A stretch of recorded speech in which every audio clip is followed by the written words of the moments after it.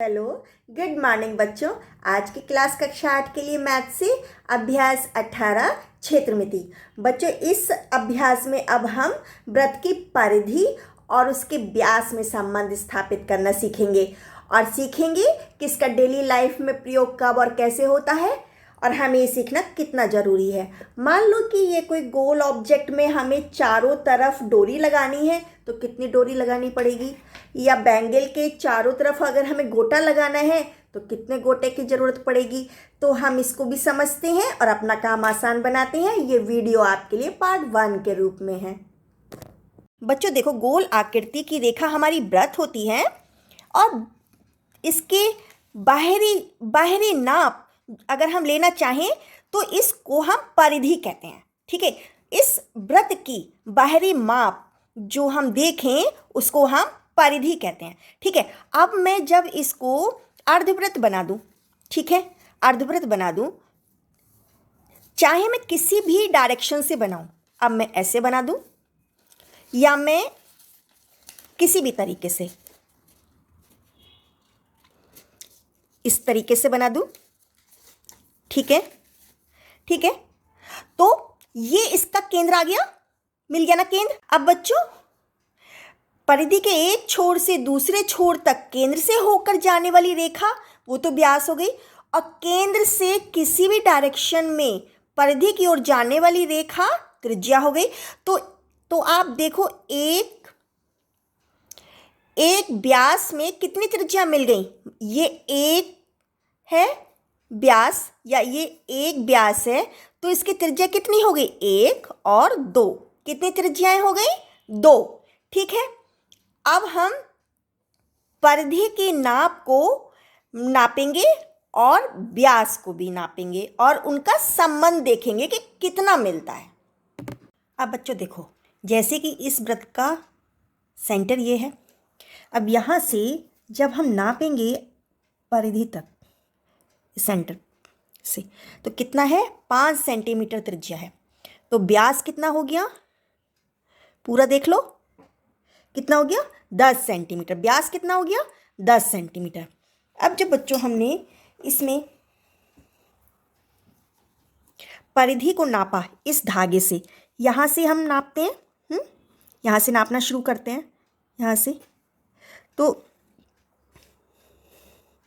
ऐसे धीरे धीरे पूरी परिधि को नाप लो,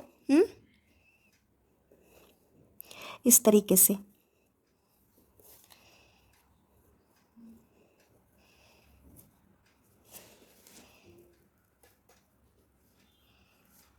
इस कोने तक नापा हमने, तो ये धागा स्केल पर पूरा ये यहाँ से ये पूरा 30 सेंटीमीटर रहा, ये पूरा 30 सेंटीमीटर रहा, साथ में ये 1.4 सेंटीमीटर तक भी आया। ठीक है, तो कितनी हो गई परिधि, 31.4 सेंटीमीटर। तो अब हमारा, तो बच्चों परिधि और व्यास में अब संबंध क्या निकलेगा, परिधि है मेरी ये 31.4 सेंटीमीटर, व्यास है मेरा 10 सेंटीमीटर, तो कितना निकल आएगा, ये 1 0 है ना, एक अंक पहले और दशमलव लग जाएगा, ये हो जाएगा 3.14 सेंटीमीटर। ठीक है, और जो हमको दिया गया है कि अगर हम वृत्त का व्यास कितना रखें, 7 सेंटीमीटर रखें, ठीक है, तो परिधि नापने पर कितनी मिलती है, परिधि मिलती है 22 सेंटीमीटर, 22 सेंटीमीटर लगभग मिल जाती है। ठीक है, तब क्या संबंध रहता है, परिधि बटे व्यास कितना आ जाता है, 22/7, इसका भी 3.14 सेंटीमीटर। ठीक है, इसका भी 3.14 सेंटीमीटर लगभग आ जाता है। ठीक है, ये लगभग है। हम अपने अलग अलग नाप के सेंटीमीटर के नाप ले करके त्रिज्या लेकर के वृत्त खींचें, उसका व्यास नापें, परिधि नापें और फिर संबंध निकालें तो 3.14 ही हमें मिलता है। चाहे हम 2 सेंटीमीटर की त्रिज्या ले लें, चाहे 2.5 सेंटीमीटर की त्रिज्या ले लें, आंसर हमें यही मिलता है। ठीक है, तो इसका क्या संबंध हो जाता है? परिधि बटे व्यास कितना होता है? 22/7 होता है। ठीक है, इसको हम परिधि बटे व्यास को अब हम किससे नाप लेते हैं? ये जो मान होता है परिधि बटे व्यास का, वो मान कितना होता है? इसको किससे नापते हैं? पाई से। इसको क्या कहते हैं? पाई कहते हैं। ठीक है, इस सिंबल का नाम क्या है? पाई है। ठीक है, तो फार्मूला हमें क्या मिलता है? परिधि बराबर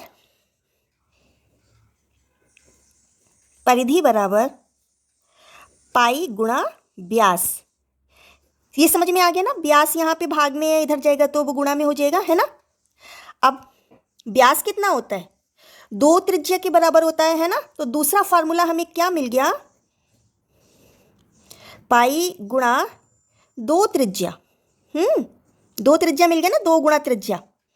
ठीक है, परिधि को हम सी से मान लेते हैं और व्यास को हम डी से मान लेते हैं। ठीक है, अब अगर हमें त्रिज्या में निकालना है तो 2 पाई आर को हम क्या लिख लेते हैं? आर से। ठीक है, तो हमें 2 फार्मूले मिल गए। ठीक है, अगर हमें व्यास के अकॉर्डिंग काम करना है तो हम ऐसे काम कर लेंगे, अगर हमें त्रिज्या के अकॉर्डिंग काम करना है तो हम ऐसे कर लेंगे। ठीक है बच्चों, आया समझ में? इसको आप खुद भी करके देखिए। ठीक है बच्चों, देखो हम इस वीडियो में अभ्यास 18B के इन प्रश्नों को हल करना सीखते हैं।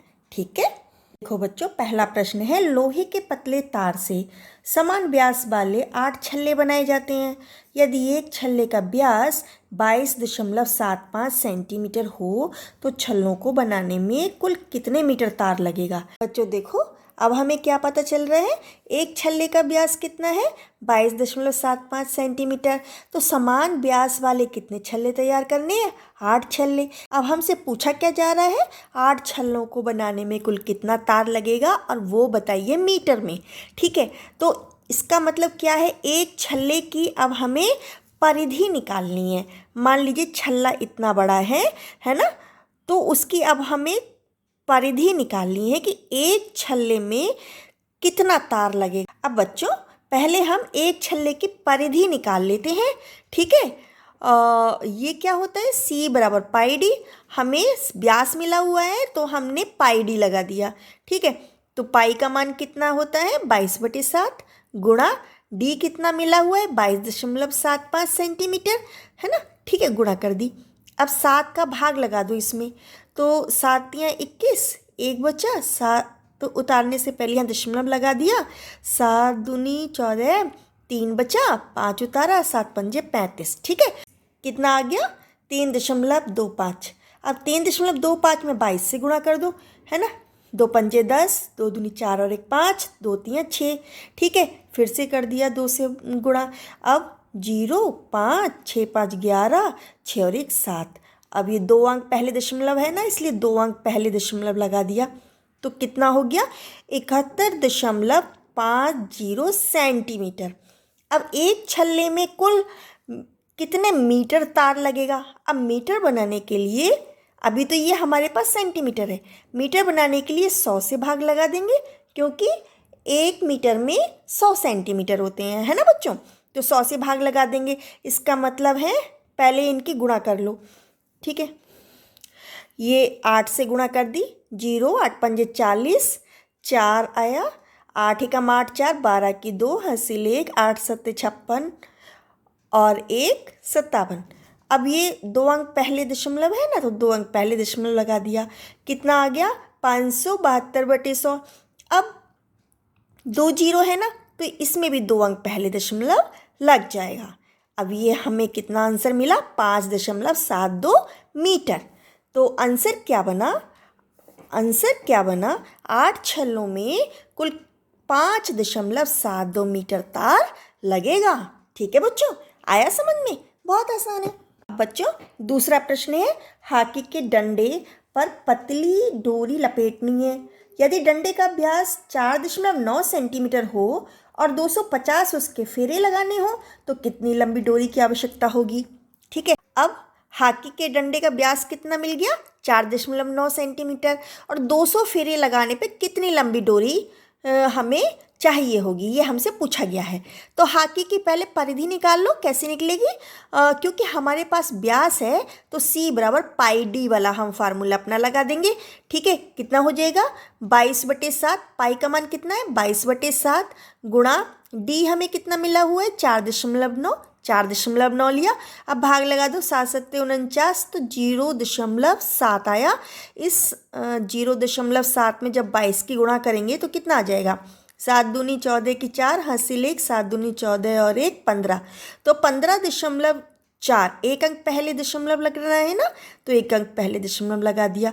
कितना आया, हॉकी की डंडे की परिधि कितनी हो गई 15.4 सेंटीमीटर। अब ये तो 15.4 सेंटीमीटर डोरी हॉकी के एक फेरे में लगानी पड़ी।